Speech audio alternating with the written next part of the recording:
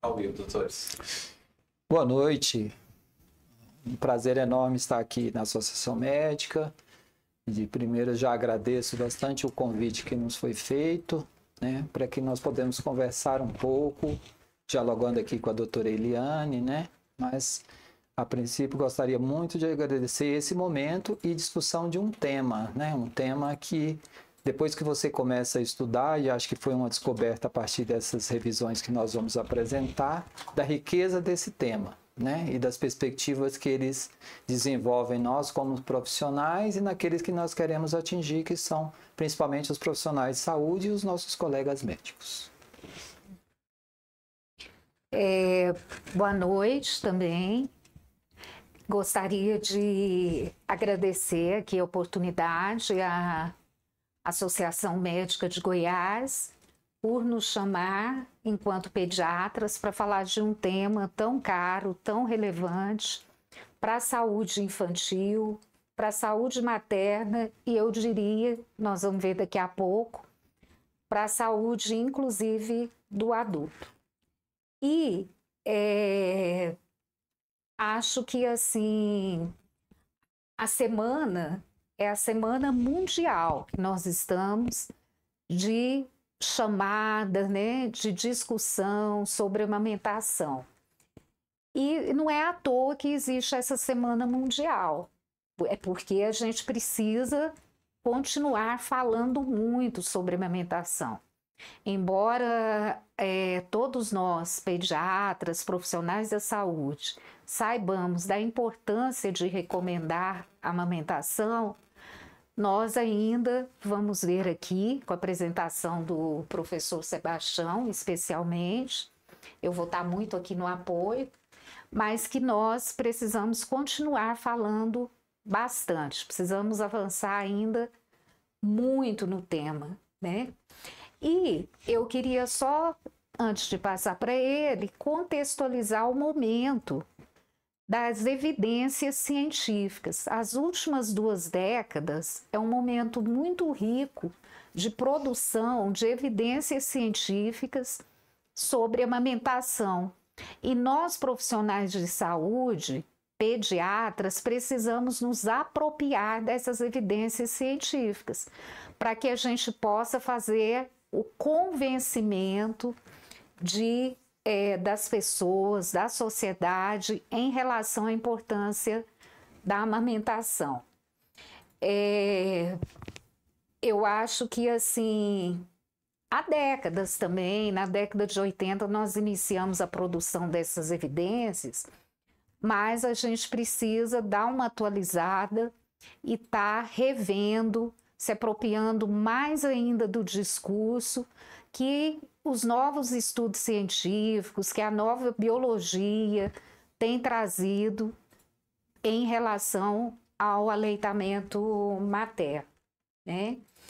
E também a importância da gente estar aqui enquanto professores, nós vamos falar um pouquinho disso, professor Sebastião, é que nós somos ligados à universidade, que é uma instituição formadora, né, professor, de profissionais da saúde. E dentro dessa instituição formadora, nós precisamos falar muito sobre isso, porque a gente vai ver que a capacitação profissional, a postura desse profissional em relação à amamentação, desde a gestação materna ou até antes, vai definir depois a continuidade, o início dessa amamentação. E vou deixar vocês agora com o professor Sebastião Leite, que é a referência do nosso departamento de pediatria da Faculdade de Medicina da UFG em amamentação. Bom, obrigado, professora. Então, eu acho que antes da gente entrar especificamente na nossa revisão, nos que nós procuramos buscar para mostrar essas evidências que a doutora Eliane colocou, seria importante a gente ver como que está a realidade ou como caminhou a amamentação ao longo desse tempo, né? Um cenário um pouco mais ou menos do que nós estaremos abordando aqui, né? Para a gente entender um pouco o processo da amamentação, do início, né? A relação dela com o processo de industrialização, né? O que isso implicou em termos de taxas de amamentação. Então tem todo um histórico, né? Apesar da grande quantidade de informações, ou a partir do professor Jelliff, a partir da década de 50, que se começou a perceber mais a importância de discutir um pouco mais da amamentação, quando nós percebemos que os currículos escolares não falava uma aula de aleitamento, 10 aulas de fórmula ou de outros produtos, né? Ainda municiados pela questão do início da Revolução Industrial. Então começou-se a perceber, e também nós começamos a ver a indústria entrando no processo. Ela é benéfica para nós como seres humanos, né? Mas ela realmente tem uma inserção nessa área da alimentação que hoje todos nós percebemos que a revisão da alimentação é numa contextualização para se aproximar daquilo que o ser humano necessita, e não o ser humano se adaptar a uma alimentação que é colocada.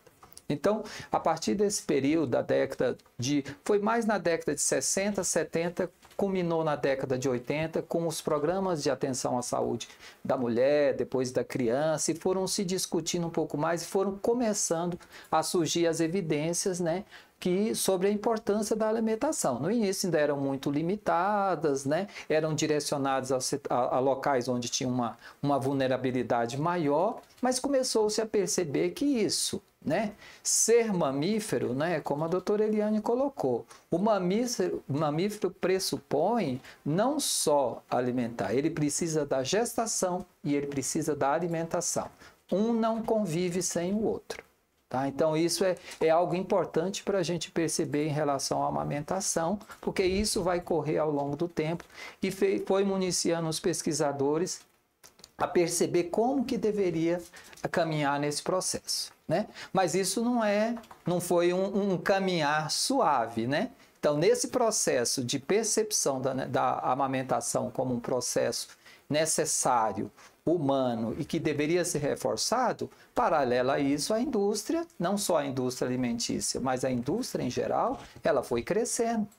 E é importante nós mamíferos humanos, somos capazes de utilizar o produto de outra espécie mamífero que vai nos levar à sobrevivência, quando a gente não tem. Só que o que era a regra passou a ser exceção.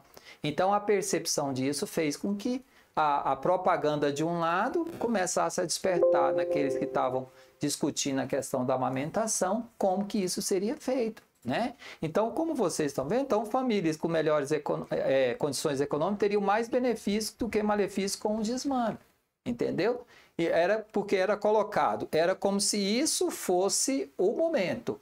A situação, quem tem uma boa condição consegue comprar um produto, eu não preciso disponibilizar esse produto, como se não tivesse os benefícios, fossem desconsiderados em função do momento histórico, né? Então, aí entra essa questão da propaganda que vocês vão ver mais à frente, que como que foi contraposto isso em termos de proteção do aleitamento materno, né? Então, caminhando um pouquinho, isso não deixa de ter um impacto nas famílias com maior vulnerabilidade econômica e social mesmo.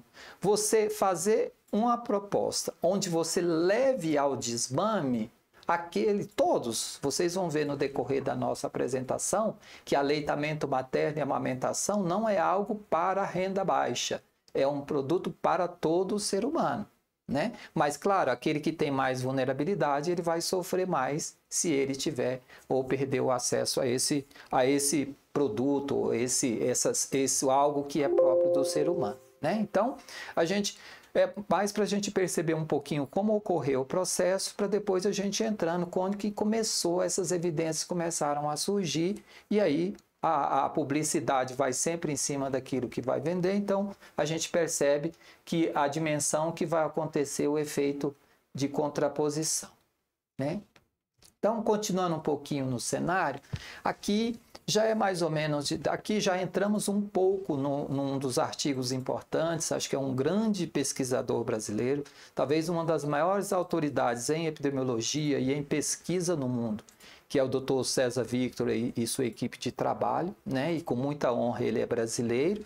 Então, ele desenvolveu esse trabalho, né? Que aí foi o primeiro trabalho que conseguiu envolver quase todo mundo nos levantamentos sobre o histórico da amamentação e como transcorriam os efeitos, como a doutora Eliane vai colocar posteriormente, como que funcionava e como ficou epidemiologicamente que levou a gente a fazer esses levantamentos e trabalhar sobre eles, né? Então, aqui no gráfico vocês conseguem perceber a distribuição global da amamentação aos 12 meses de idade. Aí ele divide em países de alta e às vezes média renda, ele coloca para aqueles de renda baixa. Então, ele coloca mesmo. A país de alta renda tem menor duração da amamentação do que países de baixa e média renda, né? Ainda dentro daquela perspectiva que criou-se com o início do processo do desmame, que é onde quem tem condições, quem tem renda alta, consegue comprar um produto, não tem que utilizar esse produto de menor valor, entre aspas, né? E mesmo nos países de baixa e média renda, apenas 37% das crianças menores de 6 meses são exclusivamente amamentadas. Posteriormente, nós vamos ver que isso aqui foi essa revisão, saiu mais ou menos em 2016, 2013 até 2016, nós já melhoramos em termos de mundo e em termos de Brasil um pouco, mas nós vamos perceber que está muito distante das metas que nós queremos atingir. Aqui um outro gráfico para a gente perceber, né, os indicadores de amamentação nesses diversos países, né? Tanto do iniciação precoce da amamentação. Então, vamos colocar como precoce uma caracterização, uma primeira hora de vida e o primeiro dia de vida. E posteriormente nós vamos perceber que isso talvez seja algo que a gente converse um pouquinho mais sobre a importância desse início precoce da amamentação, e aí entra muito profundamente no profissional de saúde.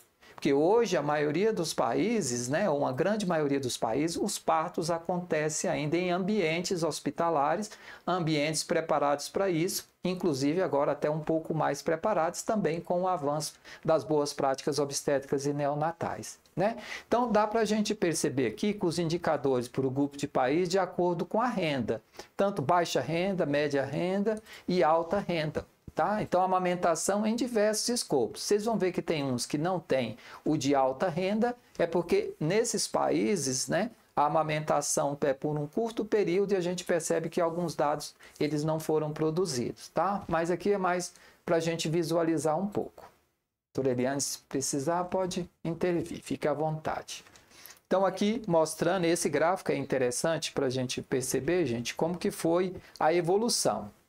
Desde 1993 até 2013, no decorrer do processo. Tanto a amamentação exclusiva, a amamentação continuada, aí de 0 a 5, até 5 meses, que são os menores de 6 meses. Né? E os dados mais anteriores, eles não pesquisavam a amamentação em menores de 6 meses, e sim nos menores de 4 meses. Então, nós tivemos que fazer um limpa em termos dessa seleção de artigos, né? Mas dá para a gente perceber uma evolução, né? E uma evolução que atende à estabilidade, que é o que começou a preocupar. Você está numa crescente, mas você tende a estabilizar. Como nós fazemos para fazer um incremento novamente dessa curva de amamentação?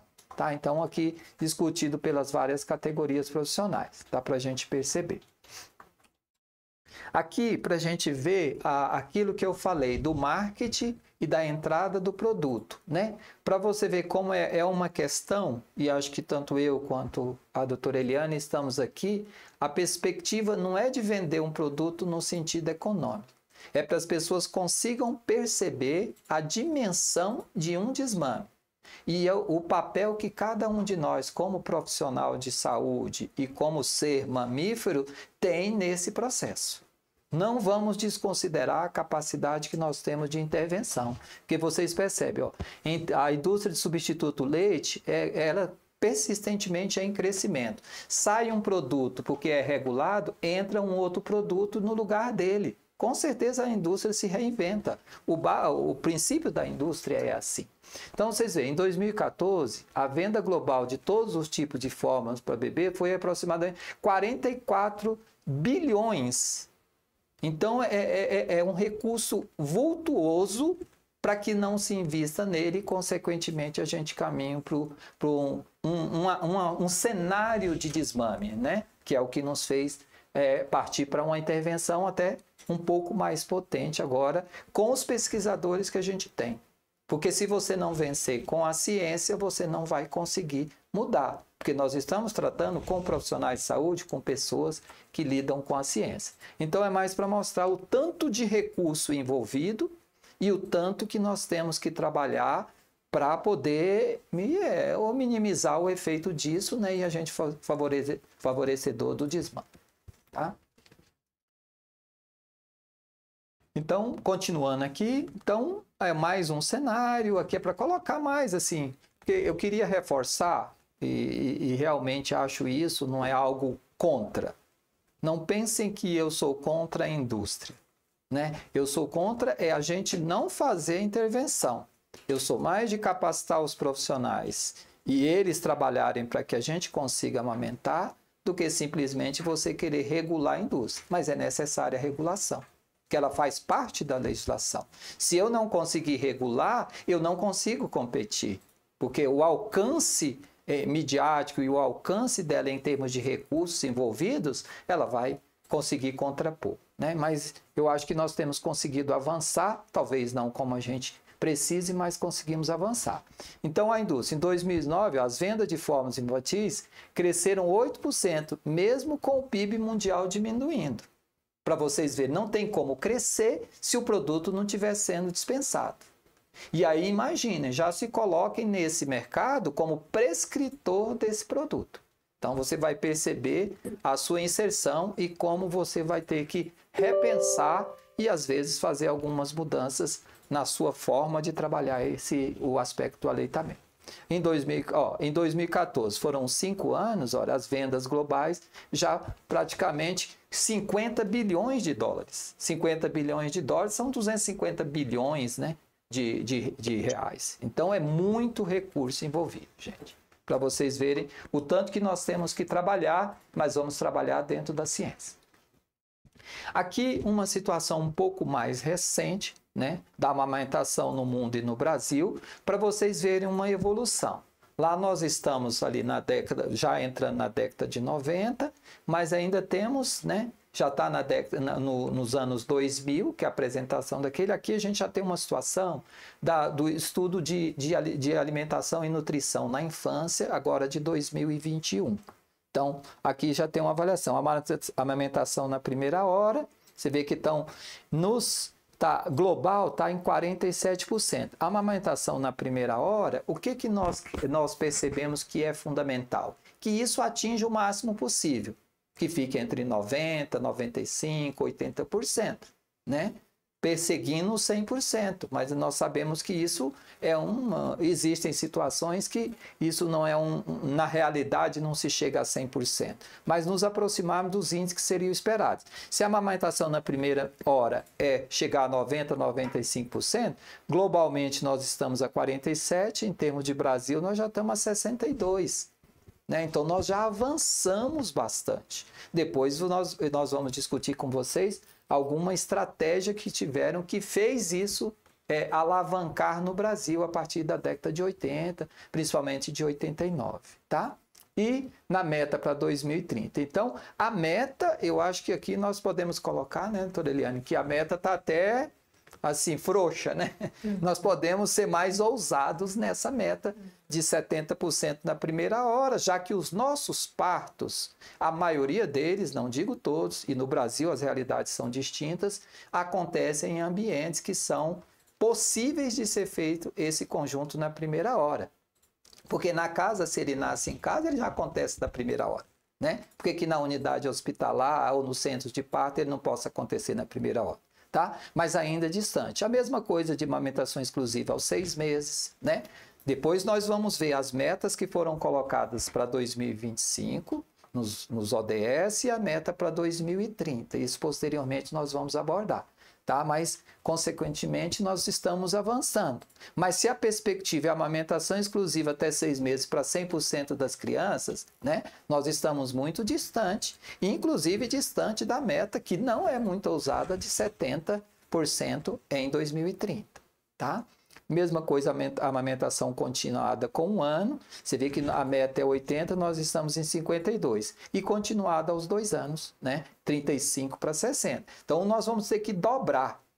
Cada vez que você tem que dobrar um índice estatístico, isso não é simplesmente multiplicar. É muito trabalho envolvido, né? E muita disponibilidade. Vocês veem embaixo que isso é um trabalho conjunto mesmo. Dos órgãos brasileiros nós trabalhamos. Hoje nós podemos dizer que as sociedades de categorias profissionais, o Ministério da Saúde e os órgãos de ciência nesse país, eles trabalham nesse sentido. Eu vou deixar a doutora Eliane conversar um pouquinho sobre os impactos, né? Eu acho assim, a gente precisa se apropriar, né? O professor Sebastião está trazendo vários indicadores assim, epidemiológicos de prevalência da amamentação. Acho que isso é para a gente, nós profissionais de saúde, nos apropriarmos e entendermos onde nós estamos e onde nós precisamos avançar e até quando, né? A gente pretende. A meta, por exemplo, acho que uma contextualização disso. E nós precisamos também entender muito o impacto positivo que a amamentação tem. Esse eu considero, essa questão dos impactos, o grande avanço que nós tivemos com os estudos científicos mostrando para a gente nessas 2 últimas décadas. Nós conseguimos entender que cientificamente hoje a gente está comprovado o benefício a curto, a médio e a longo prazo para a saúde do indivíduo, né? Ou seja, do bebê, da criança, do adolescente e do adulto. E também, o professor Sebastião vai mostrar daqui um pouquinho, hoje a gente fala em desenvolvimento sustentável, né? Nós vamos falar disso melhor para frente. Mas eu já estou querendo, assim, fazer um link de que o impacto da amamentação, os benefícios, inclusive, se estendem ao planeta. Então, a gente vai explicar por quê. Ou seja, é importante nós, profissionais de saúde, nos apropriarmos dos mecanismos também. Por que que a gente fala de benefício? A gente fala de benefício e como esses benefícios se dão, né? Daqui a pouco a gente vai aprofundar um pouquinho isso. Bom, então, com o que a doutora Eliane colocou, contextualização, só alguns dados para nós, né? Não para vocês, mas para nós, os dados para todos nós, né?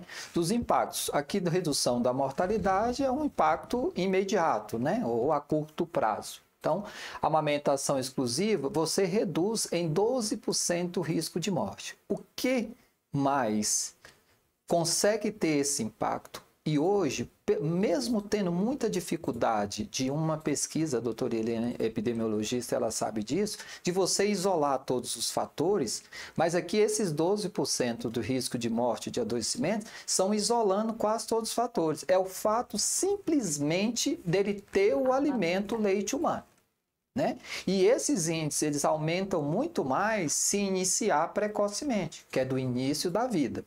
Então, um fator a mais para nós, e por favor, não ache que a gente vai ser repetitivo nisso, porque isso é fundamental, mesmo porque nós estamos falando, a maioria de nós que estamos aqui somos profissionais de saúde que lidam em algum momento com isso, ou pessoalmente ou profissionalmente.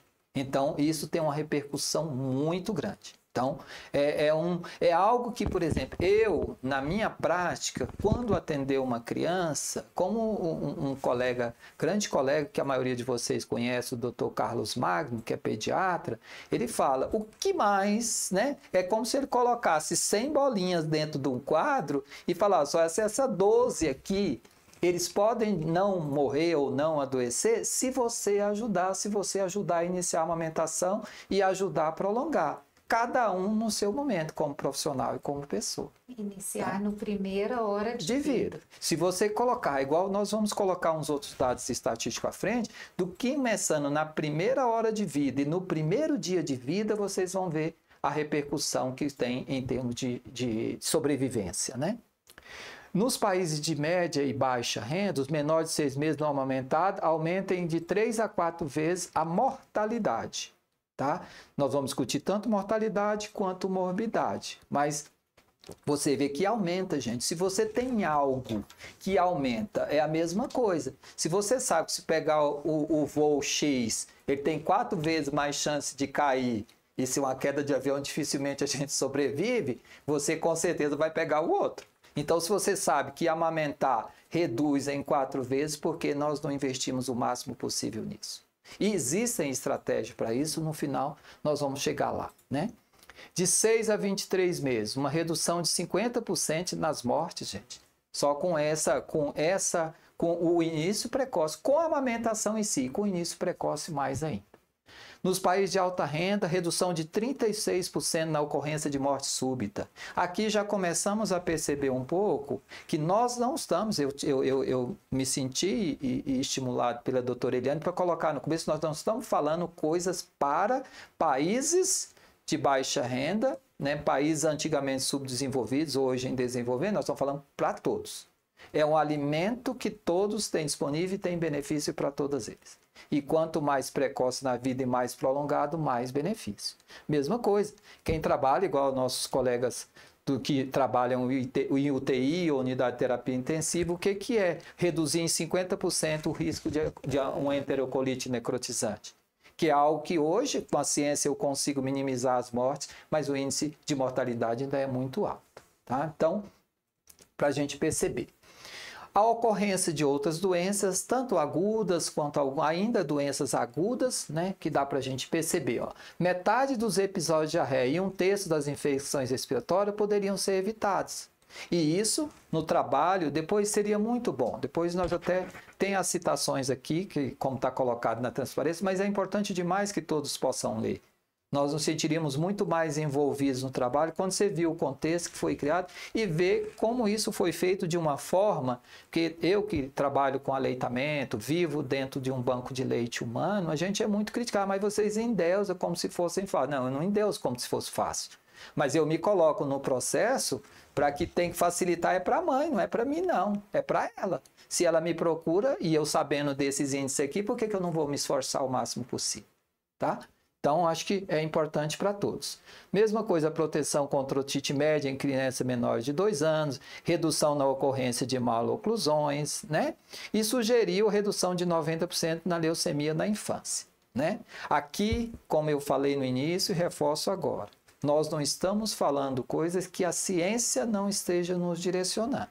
Não é algo que eu acho, que eu falo e que eu sempre apresentei nos eventos onde for. É como nós falamos, como que eu me contraponho à indústria do desmame?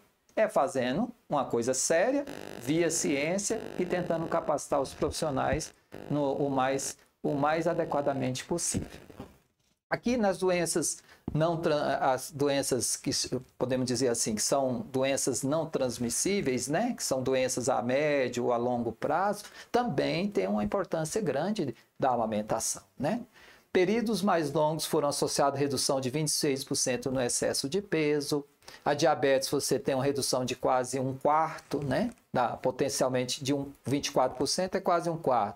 Diabetes tipo 1 revisão indicou possível efeito protetor, rinite alérgica, né? A gente viu na evolução, nós não colocamos que quando você fala de asma, processo alérgico, a gente não conseguiu tantas evidências, pelo menos nessas revisões que já foram feitas. Mas nós continuamos perseguindo, né? Porque tem muita coisa que ainda temos a descobrir, né? E aqui eu vou dividir com a doutora Eliane, que é um tema que nos é muito caro, né, Eliane? Discutir sobre a questão da vinculação, Sim. desse cuidado inicial e das repercussões que nós vamos ter tanto na saúde mental das crianças, né? Então, acho que se a Eliane quiser colocar...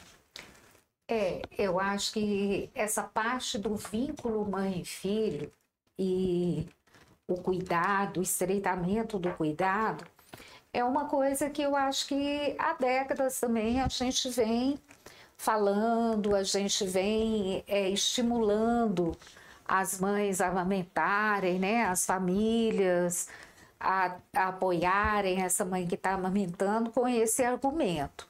Mas hoje ele ganha uma força muito grande em cima das evidências científicas. A amamentação, ela aparece hoje documentadamente, cientificamente documentada, como uma promotora desse vínculo, né? Estar perto, pele a pele, mãe e bebê, desde a primeira hora do nascimento, estreita vínculo, tem questões hormonais envolvidas, a questão do olfato, do cheiro, isso hoje já é cientificamente documentado, além de favorecer o próprio sucesso da amamentação, esse contato inicial precoce. Do ponto de vista da saúde mental infantil, o que os estudos mostram também que é muito importante? As primeiras experiências das crianças, especialmente na primeira infância, até os 6 anos de idade, nos 2 primeiros anos de vida, especialmente, elas são marcantes e determinantes de toda a estruturação psíquica que essa criança vai adquirir. Então, experiências favoráveis, positivas, vínculos fortes com as figuras parentais, né? Que o pai, a mãe, ou pessoas que façam esse papel, são determinantes para a evolução saudável do desenvolvimento infantil e para a saúde mental da criança, que naturalmente vai repercutir na saúde mental do adolescente.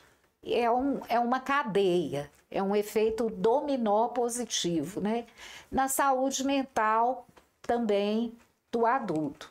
Então, a gente está falando de amamentação, para deixar bem claro, como um fator cientificamente comprovado de estreitamento de vínculo e, em última instância da cadeia, um fator de promoção da saúde mental do bebê até a fase adulta.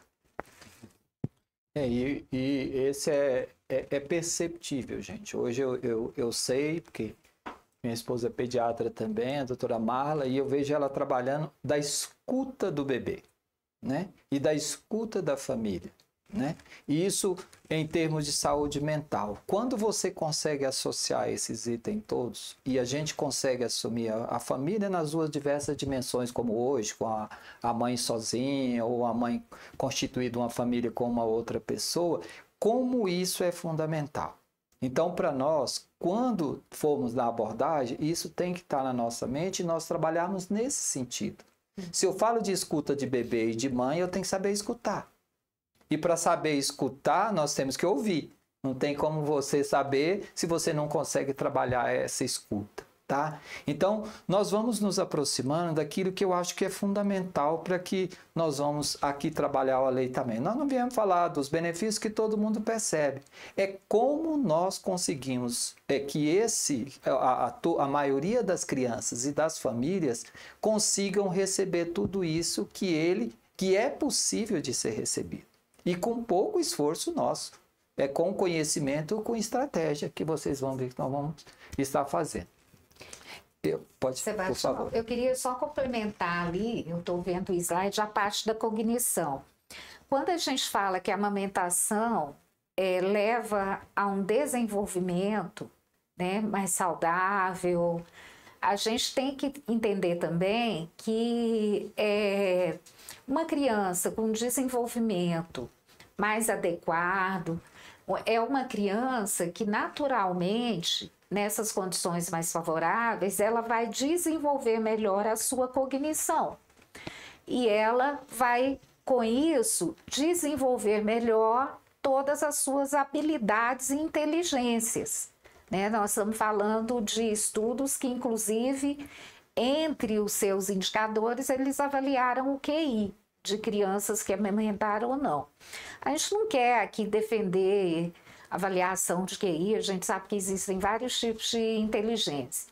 Mas fato é que uma pessoa que tem as suas habilidades estimuladas, que tem um ambiente mais favorecido, que foi amamentada, que tem um vínculo parental maior, ela tem uma chance de ter uma inteligência emocional e outras maiores, e com isso de chegar num nível de escolaridade melhor, num emprego melhor, de ser uma pessoa autossustentável, né?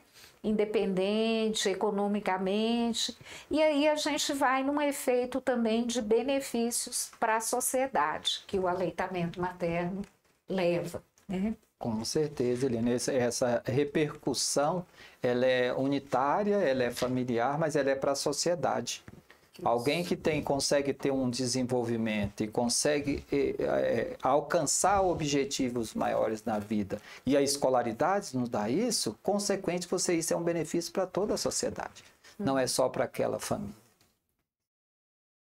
Bom, aqui é um outro tema, acho que nós vamos dividir um pouquinho aqui juntos, que eu acho que a maioria de nós que estamos aqui, sabemos que no mundo existe um grande projeto, né? Eu estava falando com a doutora Eliane que até tem um filme, né? Não é nem um vídeo, que explica um pouquinho de um grande projeto de discussão do microbioma, que é toda a constituição microbiana que tem do ser humano mesmo, né? Isso está em estudo, né? Então, a Eliane vai falar um pouquinho do que nós estamos tentando dizer de medicamento personalizado, né, Eliane? Isso. A partir desse conhecimento do microbioma. Eu achei interessante demais, lendo sobre isso, eles colocam, gente, como é que se você vai numa floresta e você desmata, naquele espaço fica sem nada.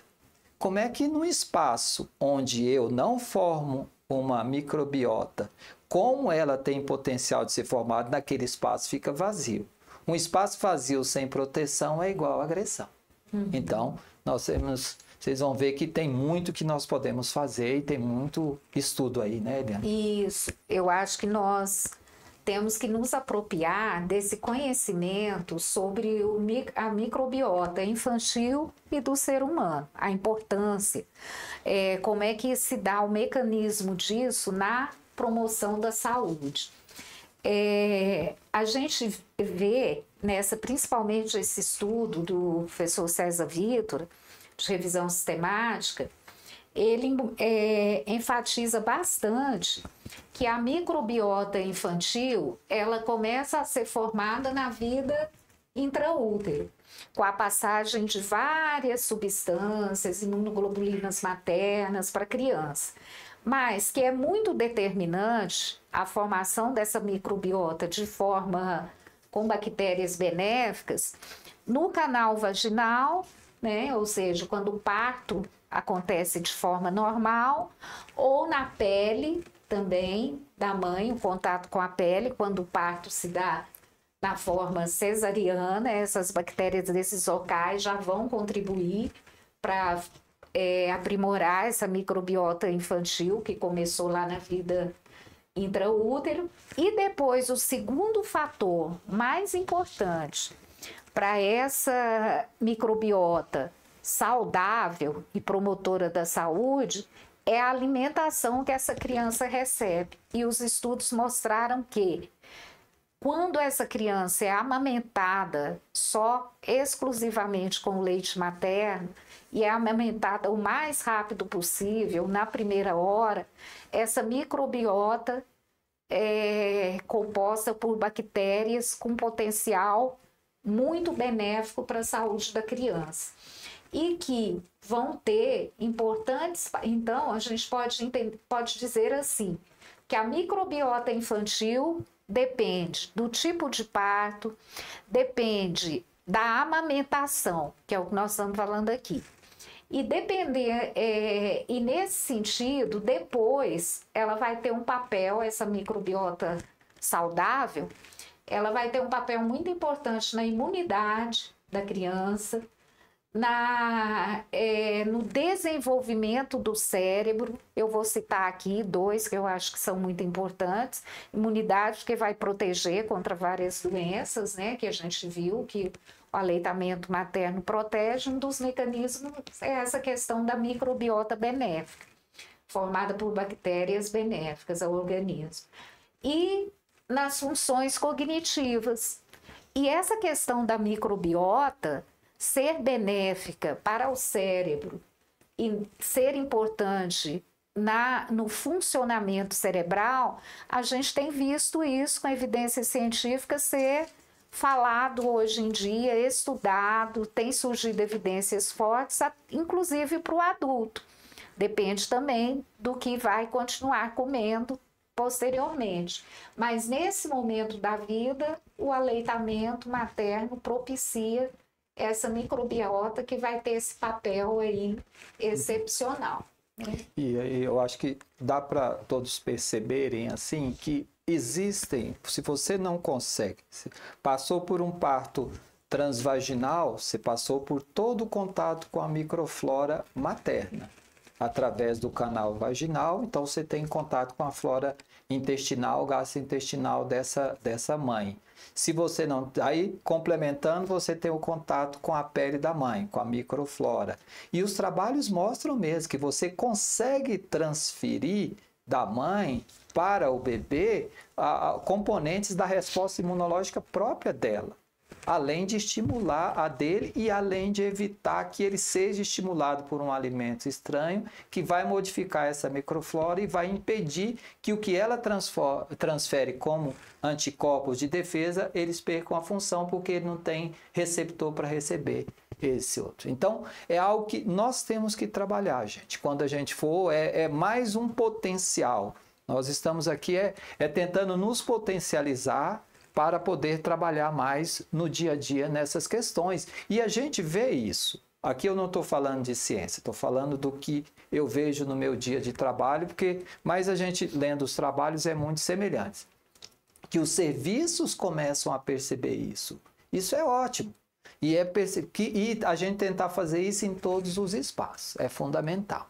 E só reforçando o que a doutora Eliane falou aqui, ó, as crianças amamentadas mantêm diferenças microbianas persistentes independente do tipo de parto. Tá? Então, se o tipo de parto, gente, nós temos que considerar o que é um parto normal. É o parto indicado. É o que está indicado naquela situação, transvaginal ou cirúrgico. Esse que é o parto normal. Se eu tentar inventar a roda, com certeza eu corro mais risco. Tá? Mesmo porque, se eu intervir no parto e o nascimento acontecer antes do período, eu vou dificultar o contato pele a pele, eu vou dificultar outras coisas, você faz uma cadeia que acaba prejudicando. Né? Mas esse aqui é em outro momento, estava combinando com a doutora Eliane, que depois nós vamos discutir isso de forma mais profunda, como que nós podemos fazer isso para que isso socialize um pouco mais, sabe? Seja mais divulgado. Persistindo nos benefícios ainda, né? Os benefícios, como todos, né? Todo mundo acho que assistiu uma aula que está lá o slide, né? Benefício para a criança, benefício para a família, benefício para a mãe e tudo. Existe isso mesmo. O que nós estamos trazendo aqui é um pouco mais de respaldo científico para que você continue falando isso. Você chegar para falar, não, amamentar reduz em X%. Cuidado como você fala. Você fala para uma mãe que reduz câncer de mama, ela não amamentou, o que ela vai pensar? Falar, meu Deus do céu, estou pondo meu filho em risco, né? Mas não é isso não. O sentido é de perceber que isso é algo que pode ser trabalhado como benefício para todos. Então, períodos de amenorreia, que faz um espaçamento gestacional, é uma forma de trabalhar isso. Países onde a amamentação continuada é prevalente, seriam esperar 50% mais nascimento na ausência de amamentação. Né? Então, é um fator importante, tanto para você determinar o número de gestações que você tem, é um incentivo a mais para você trabalhar com o que você já tem. A cada 12 meses de amamentação, diminui 4 na incidência de câncer de mama invasivo. Aqui é evidência mesmo, gente, não é um artigo. Nós estamos falando de evidências mostrando isso. E redução na ocorrência de 30% do câncer de ovário. 30% é um fator alto, né? se a gente for revisando ao longo do tempo, tomara que a gente amamente mais e reduza mais ainda esse percentual, tá? Então aqui eu acho que a Eliane vai falar um pouquinho aqui, depois eu abordo mais os dados, né, Eliane, assim, sobre... Eu acho que os dados estão até aí no slides, a gente só queria, assim, dizer que esses dados existem, são estimativas que o professor César Vítora fez. Se nós chegássemos no momento de uma prevalência de 75% de amamentação exclusiva até o 6º mês, ele fez outras projeções também, mais otimistas, né? O impacto que isso teria. Eu vou puxar só um dos dados ali, que a gente... acho que os 2 primeiros é o suficiente para ver o impacto. 823 mil mortes por ano seriam evitadas em 75 países de renda baixa e média, né? Outra coisa, pensando na saúde materna, até falando, ele está dizendo ali das atuais taxas, aquele de cima era mais com se a amamentação fosse ampliada. Mas com as atuais, olha ali, 19.464 mortes por câncer de mama. Então, assim, acho que está a referência aqui, que é o Vítora 2016, acho que depois vocês podem estar buscando para se apropriarem desse dado. O impacto é muito grande, né? E aqui a última, América Latina, quando ele cita o risco, a elevada incidência de câncer em outros países, até os países de alta renda, né, isso é só a gente imaginar. Existe uma vinculação. Esses países têm uma duração de aleitamento, as evidências mostraram, menor. Então a gente já fica imaginando, a duração menor de aleitamento vão ter mais taxas, às vezes até menor proteção, e talvez justifique um pouco mais as maiores taxas, né? Mas era mais para isso, né? Por que a gente colocou? Até o título mesmo, por que incentivar?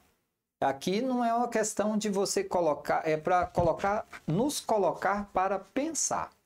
Pensar sobre o tema e ver se o meu investimento, para isso, ele está acontecendo na proporção do que eu posso, onde eu estou e em todos os serviços que eu participo. E aqui, vocês estão imaginando, né, que é só... Não, ele tem uma outra, vamos dizer, uma pegada, né, como diz hoje em dia, né? Tem uma pegada também, hoje, algo que trabalha, e graças a Deus trabalhamos nosso planeta, porque é o planeta onde nós vivemos, é o planeta onde nós vamos sobreviver. E todos nós queremos sobreviver com qualidade de vida, né? Então, aqui colocando um pouquinho, gente, é a relação dele com o ambiente onde nós vivemos. Tá? Parece uma coisa, mas isso é coisa de xiita, falavam pra gente quando você colocava, mas um pum de vaca vai contaminar o planeta? Pode, não tem efeito efeito estufa? Então poderia, né? Mas aqui é mais para a gente perceber o custo que é. Isso é um custo global, imagina isso numa família, né? E das famílias que a gente tem. E não só das famílias, daquelas que têm condição, mas que deixaram de amamentar, que a gente viu que tem repercussão, né? Então, energia para fabricação, embalagem, combustível, transporte, água, tudo é uma cadeia, né? Mais de 4.000 litros de água necessário no processo industrial produzir somente 1 quilo de pó, né? Isso sem falar no grau de desmame que você tem para produzir o resíduo que tem da produção de uma latinha, tá? É para a gente perceber que tem uma dimensão nessa que tem... Foi aqui, a partir daqui, né, Toreliane, que surgiram a questão, até a discussão dos objetivos dos ODS, né? Então é até para a gente discutir um pouquinho mais à frente. Mas ver que tem essa relação também com o ambiente macro onde nós vivemos, né? O planeta mesmo. Né? E aqui, na ausência, o desvame, não amamentar está associado com perdas econômicas de aproximadamente 302 bilhões de dólares por ano. Isso é 0,5% do produto nacional bruto mundial. Gente, é muito valor envolvido, né? E também na mesma referência do professor Victor. Tá? Então, é mais para a gente perceber a dimensão, potencializando e contextualizando todos por que nós temos que trabalhar para que a amamentação ocorra, né? Lembrando que a amamentação, gente, é o bebê tirar o leite da mãe. aleitamento materno, ele receber o produto leite humano dessa forma, amamentando ou de outras formas.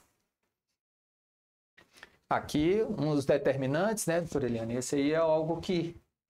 eu acho que isso aqui é uma coisa importante, porque a gente precisa entender que o processo de amamentação, ele ter sucesso ou ele não ter sucesso, depende de vários fatores. Ou seja, é um evento, a amamentação, que está num contexto multifatorial. Tem vários fatores aí interferindo para isso ter sucesso ou não ter sucesso. E isso faz com que também as intervenções que nós, profissionais de saúde, gestores de saúde, economistas, né, governantes, façam para estimular a amamentação, para levar a um aumento da prevalência de amamentação, essas intervenções também têm que ser em vários níveis. Então, existe um modelo conceitual proposto por Hollins, né, em 2016, que mostra isso didaticamente. A gente tem determinantes que vão atuar no processo de amamentação, que são estruturais, como o contexto sociocultural do mercado, as indústrias, por exemplo, que nós falamos, os cenários, né, dos serviços de saúde, uma família que tem mais condições de apoiar os pares, né, a comunidade, como ela lida e entende essa coisa da amamentação e como lida com a mulher no sentido do apoio, o trabalho da mulher, né? Como é que é isso? Esse trabalho é favorável à amamentação? Ele é estruturado de forma que essa amamentação pode acontecer ou não, né? Quando são mulheres que hoje a gente sabe a maioria trabalham fora, buscam ter atividades, mesmo que sejam informais. E tem fatores individuais também. Uma criança que é prematura, por exemplo, pode ser que ela não tenha condições, inclusive uma prematuridade extrema, de amamentar naquele momento, naquele primeiro momento. Uma criança que nasce adoecida por outros fatores. Uma mãe que tem uma depressão pós-parto, que tenha um transtorno de ansiedade. Então, isso pode interferir na relação mãe-bebê e contribuir para que a amamentação não tenha sucesso. Então, as intervenções que a gente tem que fazer são em todos esses níveis. Ou seja, para que a amamentação seja bem sucedida, isso tem que passar por intervenções no nível estrutural, com a mobilização da sociedade, divulgação de informações, com a criação de leis que protejam o direito de amamentar, financiamento, o valor no orçamento que é destinado à saúde materna e infantil, isso influencia diretamente também na amamentação. O modelo de saúde que facilite o acesso da mãe, da criança na unidade de saúde, que propicie visitas domiciliares para aquela mãe que é nutriz, no sentido de ver o que está acontecendo. Então, são muitas coisas que a gente pode fazer enquanto gestores de saúde, enquanto profissionais de saúde, enquanto cidadão, para estar promovendo o aleitamento materno, atuando nesses vários níveis, né? Uhum.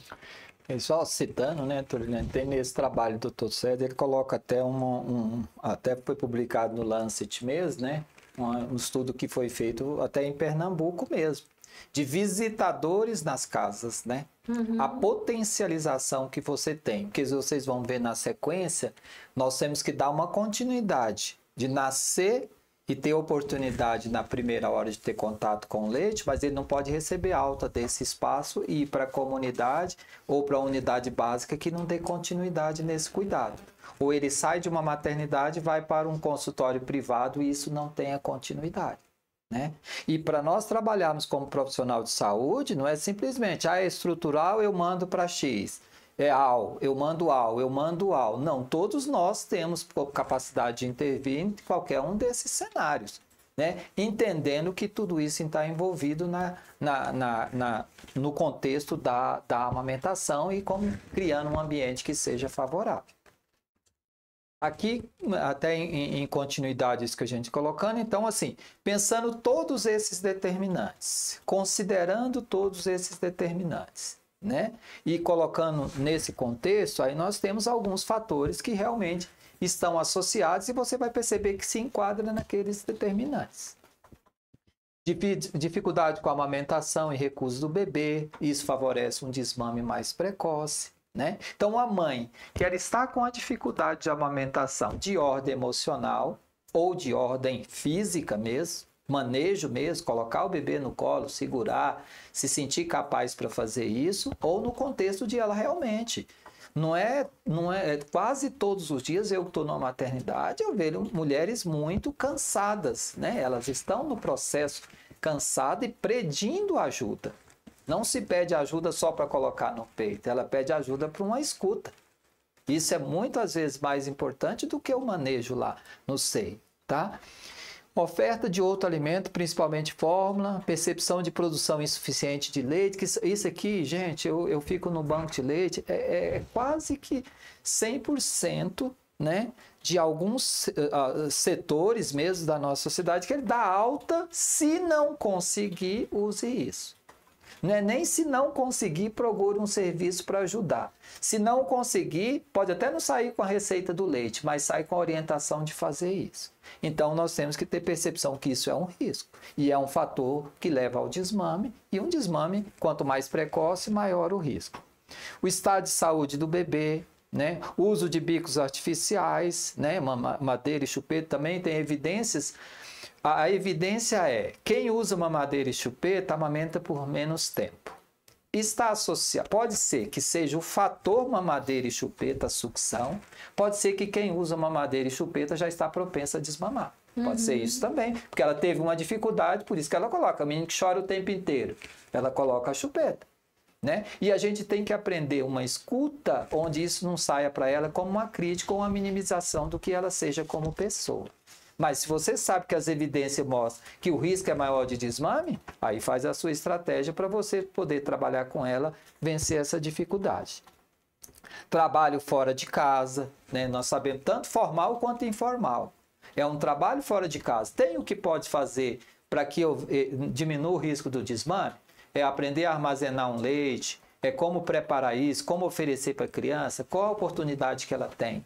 Né? Vocês vão ver que nas estratégias que nós temos, hoje nas unidades de saúde, estratégia nossa, nós temos as salas de apoio à mulher trabalhadora que amamenta.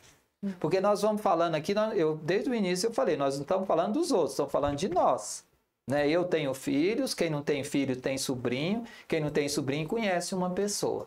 Então ela passa por isso, então ela vai trabalhar e nós temos que dar esse auxílio. Então, quando você for trabalhar no individual, pode ser que ela se enquadre em uma das situações ou em várias.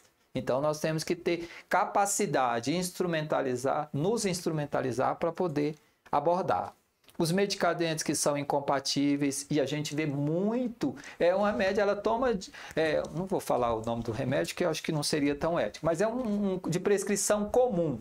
A pessoa questiona, não dá, tem isso escrito em todo local, que isso é onde ele buscar para ter a opção se isso é prejudicial ou não, né? E a saúde materna, o desejo materno. É aquilo, gente. Foi a coisa que eu mais aprendi nesse tempo todo trabalhando dentro de serviço com aleitamento materno, é exercitar a escuta e o não julgamento. Porque quando chega uma pessoa para você, ela que está com a dificuldade. Então, se eu for a partir do que eu estou, e julgar, não, essa mulher não quer amamentar, não, essa mulher já estava aqui o ano passado, ganhou o neném e saiu daqui sem mamar. É julgamento, né? E talvez, então por que talvez agora ela chegou, ela engravidou de novo, por que eu não converso? Por que ela está engravidando tanto, não é? Então, eu acho que essa escuta nós temos que treinar, e é um fator favorecedor muito grande do desmame, né? Aqui, a gente entra um pouquinho no que nós temos, assim, de proteção mesmo, né? Na perspectiva de um direito, né? Nós temos que trabalhar na pesquisa que é um direito universal, o acesso à alimentação, e a alimentação, o leite humano é, vamos dizer, o primeiro alimento na vida de um mamífero. né? E no caso, o nosso ser humano. Então, vamos ver um pouquinho do que nós temos de proteção. Vou bater mais um aqui que... Aqui, alimentação, então, a Lei Orgânica de Saúde e Nutrição, né, fala sobre a segurança alimentar. Vocês vão ver uma sigla DHA daqui a pouco, que é sobre o direito a ter alimentação adequada. Então, a segurança alimentar e nutricional consiste na realização do direito de todos ao acesso regular. Então, tem legislação que protege, né? A alimentação está prevista entre os direitos sociais da Constituição desde a aprovação, né, em fevereiro de 2010, sendo introduzido no artigo da Constituição de 88.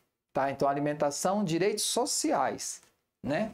E já contextualizando aquilo que a doutora Eliane colocou. Se você não tiver aqueles determinantes na sua mente, gente, talvez vocês tenham que guardar aquela transparência, aquele slide, para quando for abordar, você lembrar daquilo. Nossa, não é só isso, não é só individual e físico, né? Tem todo um determinante maior envolvido. Né? Aqui a promoção da garantia do direito humano à alimentação adequada, né? Passa pelo atendimento pré-natal de qualidade, né? Um bebê com até 6 meses passa necessariamente pelo direito humano da mãe de praticar o aleitamento e de ser informado sobre as melhores alternativas, sabe? Então, tudo isso como percepção. E isso é aquilo que eu coloquei no começo. É o nosso contraponto à indústria do desmame. Entendeu? E eu não falo da indústria só a fórmula, não. A nossa indústria de desmame, se nós não consideramos essas situações e fazemos o máximo possível para evitar. Né?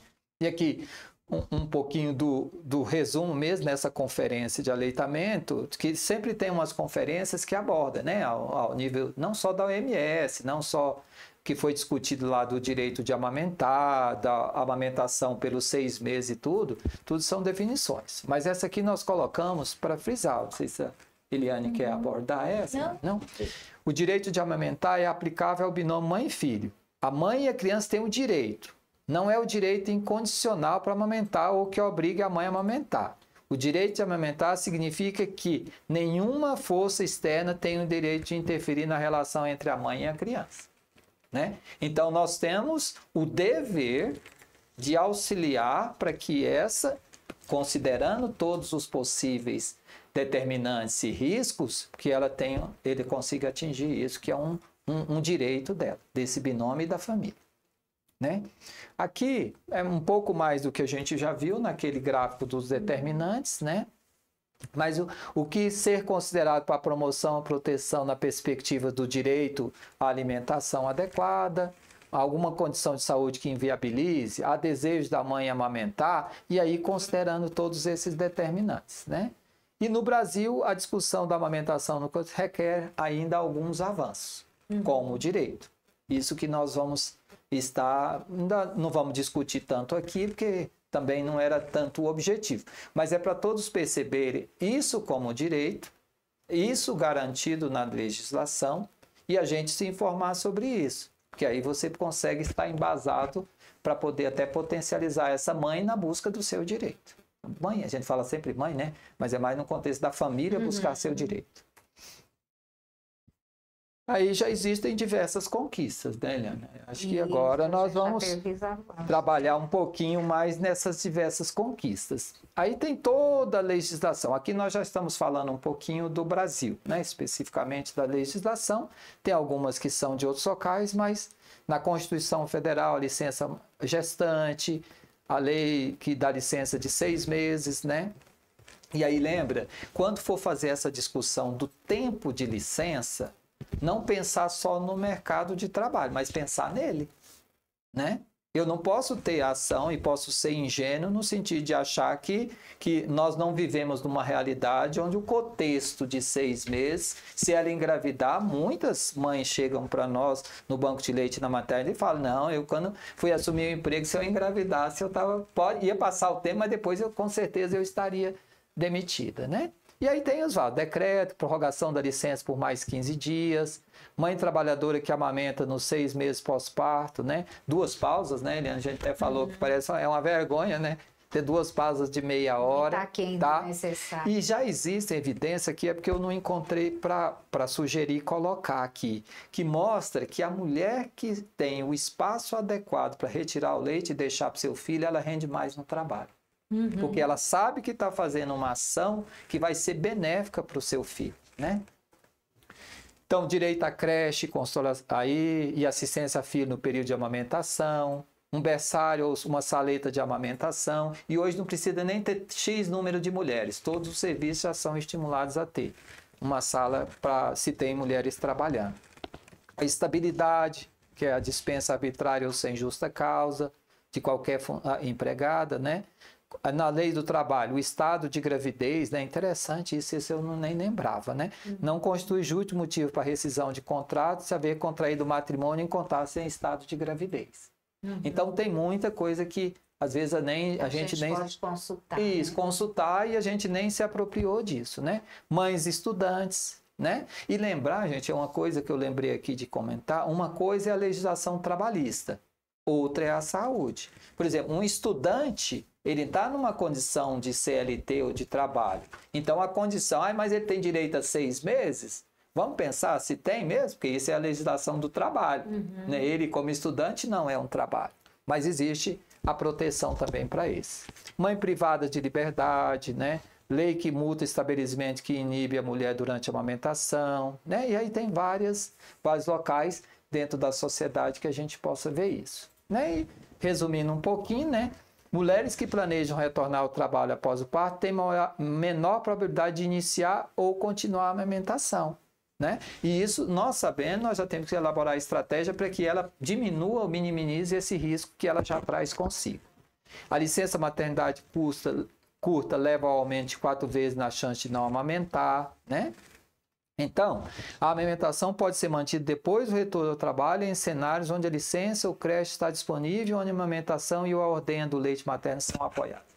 Então, tem estruturas já existentes, nós precisamos melhorá-las e universalizá-las, mas que elas existem, existem. Né? E para que a gente consiga colocar isso como direito, eu tenho que, na abordagem dessa, né, descobrir qual que é o fator favorecedor do desmame que ela possa ter em contato, ou que possa ser um peso para ela. Então, isso é escuta. Né? Aí no setor de saúde, né, Eliane? Então, a rede de hospitais amigos da criança, né? O termo não é o totalmente adequado, que é amigo da criança, da mulher e da família, né? É melhor, seria colocado assim. Mas é o cumprimento de 10 passos. Na década de 80, principalmente no final da década de 80, em 1989, né? Em uma cidade que chama Innocenti, na Itália, então teve uma reunião da Organização Mundial de Saúde, do UNICEF, para trabalhar, porque se percebeu que as mulheres saíam da maternidade com seus filhos e a maioria desmamava nesse primeiro período. Então foi uma estratégia para os equipamentos de assistência materna infantil ao parto para melhorar essa assistência e melhorar os índices de aleitamento materno. Né? No início não tinha nem tanto, não estava tão colocada ainda a importância que era o início precoce. Então não se falava tanto no contato pele a pele. Estava dentro da espaço, porque a gente viu, né, Eliane, desde quantos anos tem que estar na legislação que tem direito a amamentar na primeira hora de vida. No início da década de 70 isso já constava. Né? Mas a gente não percebia. Aí os 10 passos era isso, era para assegurar que aquele serviço, se ele conseguisse se organizar naquela dinâmica, né? Tivesse uma política, tivesse uma capacitação profissional, tivesse um cuidado no pré-natal, tivesse a permissão. Permissão não é direito, que é direito dela, não seria permissão minha, né? Se a mulher pudesse exercer o direito de ficar com o seu filho quando ele nascesse, né? E numa situação mais ideal, só ela tocar no seu filho quando isso fosse possível. Porque ele não era colonizado nem por mim, nem por outro profissional, e sim pela própria mãe ou pela própria família. Tá? Então, o nosso amigo da criança veio nesses sentidos e acho que agora está se discutindo uma nova política de promoção, proteção, apoio ao aleitamento materno. Então, tem uma proposta de construção de mais centros de parto. Então, isso vai ser um pouco mais dinamizado, tá? E a rede de bancos de leite humano, gente, que é outro potencial, é onde eu me insiro profissionalmente, né, na maternidade Nascer Cidadão, mas ele veio para suprir com leite humano, ou leite espécie específico, aquelas crianças que não podem ter o leite da própria mãe. Tá? Hoje nós temos uma outra dinâmica nos bancos de leite humano. Hoje nós somos bancos de leite humano e locais incentivadores da amamentação. Eu não estou lá para pegar o produto na casa da pessoa, vou lá, pego como se fosse qualquer, eu pasteurizo, que é o processamento, e levo para a UTI. Não, tem toda uma dinâmica de acolher. Se ela tem leite excedente, né, aí você a acolhe, recebe o produto e ajuda todas as mulheres que têm dificuldade, né? Tá? E eu acho que profissional de saúde, Eliane, se... Não, acho que a gente já deu uma ênfase importante. Esse profissional de saúde ele tem que ter conhecimento técnico, capacidade de escuta, disponibilidade, né, para entender, para escutar os aspectos emocionais, respeitando a cultura familiar, etc. Acho que a gente pode ir para frente. Tá. Já falamos isso. Isso. E aí, gente, colocando no contexto do profissional e dos serviços, é importante que a gente perceba que é outra crítica grande que a gente recebe, principalmente no serviço público, é das pessoas colocarem que isso vai encarecer. Então, eu estou te dando instrumento para você ver que vai encarecer se ela sair desmamada. Que aí vai ser um custo para a sociedade que repercute em mim através de várias formas, inclusive os impostos, né? E aqui a gente entra um pouquinho, então, naquilo, quando a gente falou um pouquinho da questão ambiental mesmo envolvida com aleitamento, né? Aí nós temos hoje os Objetivos de Desenvolvimento Sustentável. Anteriormente, nós tínhamos o Objetivo de Desenvolvimento do Milênio, né? Era o cumprimento para o milênio que nós concluímos. Aí agora passaram os Objetivos do Desenvolvimento Sustentável, que são metas que a gente vai tentar fazer até 2030, né? Cumprimento. E vocês vão ver que muitas estão inseridas aqui no aleitamento materno, né? Se insere em várias, não vou dizer em todas, mas em várias ele está inserido, né? Mas o que é desenvolvimento sustentável? É o progresso inclusivo sem deixar sequelas ambientais e sociais. A prática da amamentação, ao contrário da alimentação por formas, é um bom exemplo de sustentabilidade, né? Para a gente entender o que é um desenvolvimento sustentável, né? Não sei se entra no contexto dos ESGs, né, da vida, né? Mas é o que a gente tem no contexto de que seja a sustentabilidade enquanto processo. E aqui a gente um pouquinho, né, eles e aqueles que estão mais envolvidos com a amamentação. A gente quis separar para nós vermos juntos, né, para todos verem assim, até se inserir dentro daqueles lá, depois você volta no quadrinho, você vai ver, né? A amamentação é claramente relevante para o terceiro objetivo sustentável. Se você ver aqui, ó, o terceiro, boa saúde e bem-estar, né? Que inclui não somente a saúde materna e infantil, mas também doenças não transmissíveis, como câncer de mama e diabetes, sobrepeso e obesidade. Tá? Então, tem uma relação com o objetivo de desenvolvimento sustentável. O segundo objetivo, sobre nutrição. Vendo? Ó, fome zero. Então, é nutrição. É como que você pode fornecer algo que tenha valor nutricional, que impede a entrada de outros produtos e promove até que essa pessoa consiga evoluir nutricionalmente de forma satisfatória. Na inteligência, no capital humano, que a Is colocou, né? Não sei se você quer reforçar, né, da importância desse fator, que foi algo percebido mesmo, que nós percebemos com muita dimensão nas revisões que foram feitas, né? Sim. Né? Que aí está dentro do quarto objetivo lá, de educação de qualidade. Tá? O efeito na inteligência, para o primeiro objetivo, que é pobreza, né? O primeiro objetivo é esse, erradicação da pobreza, né? Então, se você faz algo que, além de como produto evitar que eu gaste, ele como produto já me faz ter uma possibilidade de um QI maior, né? Nesse QI me permite um grau de escolarização, uma possibilidade maior, consequentemente uma menor inserção e uma fuga dessa saída do aspecto de pobreza ou de pobreza extrema, né? E, finalmente, para ajudar a diminuir a distância entre ricos e pobres, a amamentação com décimo objetivo, que é reduzir as desigualdades. Aqui, ó, redução das desigualdades. né? É uma situação onde eu aproximo o quê? Alta, média renda, nós ficamos todos no mesmo circuito, envolvido se a gente potencializar a amamentação, né? E agora eu tenho que dar, né? Minha amiga Eliane, né? Eu falei demais, né? Eu tenho que dar voz para Eliane aqui. Acho que a gente foi caminhando junto aqui, né? E caminhando para a gente finalizar, porque o tema é muito amplo mesmo, eu acho que é importante, a gente frisou, essa escuta das mulheres e também o direito de fala, porque é ela, junto com o seu bebê, que vai estar realmente vivenciando todo esse processo.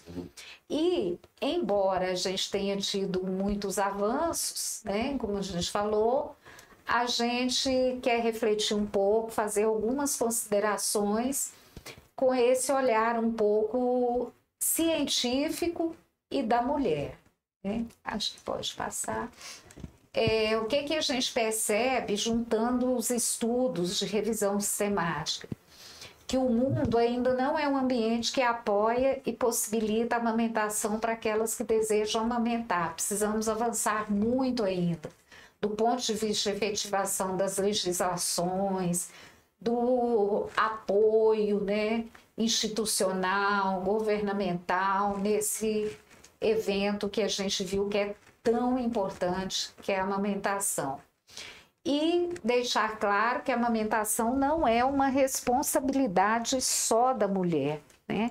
Nós vimos que tem uma série de fatores envolvidos. Então, tanto para dar certo, quanto também quando não existe o sucesso, do ponto de vista individual, é preciso ter esse entendimento nosso e da sociedade. Não é um evento que é responsabilidade só da mulher. E também nós, profissionais de saúde, precisamos entender e introjetar essa ideia na nossa atuação cotidiana de que o ciclo reprodutivo, nós professores também, da mulher, ele não envolve só a gestação. A amamentação faz parte do ciclo reprodutivo e faz parte é um fator de grande contribuição para a sobrevivência com qualidade do bebê, né, da criança. E a gente, diante de tudo isso, vê que esse processo de amamentação não é à toa, que ele é lento, é complexo mesmo, os estudos mostram isso, mas é possível da gente alcançar resultados melhores ainda do que os que nós já alcançamos, né? Não nos iludirmos de que a indústria dos substitutos, as indústrias dos leites artificiais são assim, vamos dizer, estão ali só para ofertar leites para as crianças que não têm condições de ser amamentadas. Essas indústrias, embora elas tenham efeitos, sim, positivos, elas têm uma finalidade lucrativa e elas têm uma finalidade, mesmo que não seja consciente, de substituir o aleitamento materno. E nós temos que ser defensores dessa não substituição. Eu tenho uma posição um pouquinho menos amena, né, na minha fala do que a do professor Sebastião. Eu acho que a gente tem que ter essa consciência para a gente estar realmente tomando atitudes e discutindo isso para que as mulheres, a sociedade não ache que é tranquilo e que profissionais de saúde também não achem que é tranquilo substituir o leite materno.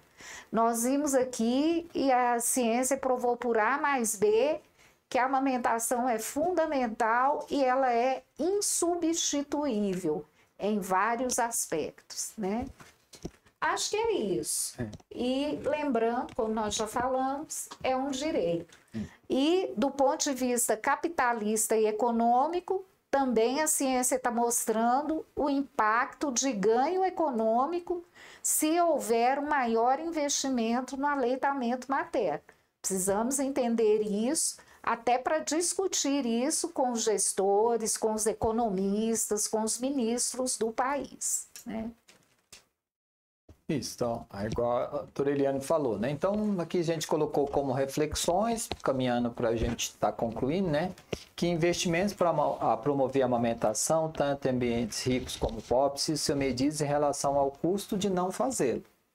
É aquilo, né? Não é simplesmente... a gente pensar... Aqui o termo não seria omissão, mas mais ou menos isso mesmo, né? Eu sei, igual eu coloquei no início, se eu sei que tem algo que reduz em 12% o risco de morrer, eu tenho que fazer... Faz parte do meu juramento como profissional e da minha capacidade como pessoa de fazer o máximo possível que eu posso para reduzir esse risco. E são necessários apoio político, investimento financeiro para proteger, promover e apoiar a amamentação, né? E isso nossos governos ao longo das últimas décadas nós temos melhorado. E isso eu vivo dentro da saúde pública, nós vivemos dentro de uma universidade pública e nós vemos que isso acontece mesmo, tá? E finalizando, né? Então a baixa iniciação da amamentação precoce na primeira hora de vida, a gente viu lá pelos índices que é o grande desafio. É possível melhorar, né? Sim, 60% no mundo das crianças que nascem são assistidas. Eu até fiquei surpresa com esse dado. Ela tem assistência de um profissional de saúde. Então, e só menos da metade inicia aqui, por exemplo, no Brasil, cerca de entre 20% e 30% inicia essa amamentação na primeira hora. Então, a gente pode melhorar muito, né? Aí, a 56ª Assembleia é de como que dentro dos desculpa, que entrou como objetivo do desenvolvimento sustentável, que a meta de ter 50% até 2025 e na meta do ODS, que até 2030 chegar a 70% de amamentação exclusiva. E pensando que isso deveria ser a totalidade, ou o máximo possível, nós ainda estamos a mesma coisa, né? Talvez um pouco ainda não estamos tão ousados, né? Isso. Mas eu acho que a questão aqui não é ser ou não ousado, né? E a grande intenção, eu acho que quando a Eliane aceitou esse desafio, né? E as coisas procuram, a doutora Eliane, né? Procura e ela consegue dar o caminho que as coisas devem ter, né? Para a gente poder conversar com vocês e também aqui para dentro de nós mesmos, para o nosso local de trabalho, para a nossa universidade, nosso aparelho formador, né? Nós estamos dentro de um hospital universitário e que nós temos que fazer um grande exercício, que ele se torne um hospital promotor, protetor e apoiador da amamentação, assim como cada serviço público ou privado que nós participemos, né? E aqui, um agradecimento que a gente fez, além de que nós já fizemos a Associação Médica, muito agradecido pelo convite, né? É muito honroso para nós como profissionais e para o Departamento de Pediatria da Faculdade de Medicina. Eu também sou de outra universidade que é aparelho formador, né? Então eu acho que isso tem que perfazer todos esses aparelhos, né? E todos os serviços que nós temos, não só de saúde pública, na saúde privada. Nós temos um potencial enorme, nós temos uma rede assistencial aqui em Goiânia maravilhosa. Nós temos assim, é como se eu quisesse que coloque isso na sua hotelaria. Quando você for fazer o atendimento ao usuário, coloque isso, né? Ela tem que receber uma alta com o mínimo disso, com o mínimo risco dela desmamar. Tá? Eu sei que é difícil com os convênios, que às vezes tem um tempo de permanência, então vamos intensificar as ações enquanto o tempo de permanência. Porque é difícil até para a mulher. Eu que estou no hospital público, é difícil uma mãe que deixou 5 filhos em casa ficar mais que 2 dias numa maternidade. Ela só fez o pacote para alguém vigiar os outros filhos durante 2 dias. Se prolonga a internação, ela já vai ter problema, né? E outra, além da MG, a doutora Viviane, ela é nutricionista, então grande parte das transparências, das imagens que nós colocamos é de uma apresentação dela. Então, acho que é muito merecido e, além de tudo, é ético colocar, né, e o agradecimento dessa grande contribuição que ela deu para o que nós estamos fazendo aqui. É isso, eu acho que agradecer, Eliane, fico muito feliz, né? Eu sei que às vezes assim, as coisas aparecem, né? Na hora que tem que aparecer, né? Mas muito obrigado pelo convite para estar com você aqui, né? Sim, também agradeço a oportunidade e a gente espera que essa live, que vai ficar gravada e tudo, possa depois, não só agora, mas depois repercutir. E seja uma forma também, um grão aqui de arena de contribuição para esse desafio que é avançar na questão da amamentação. Obrigada e boa noite.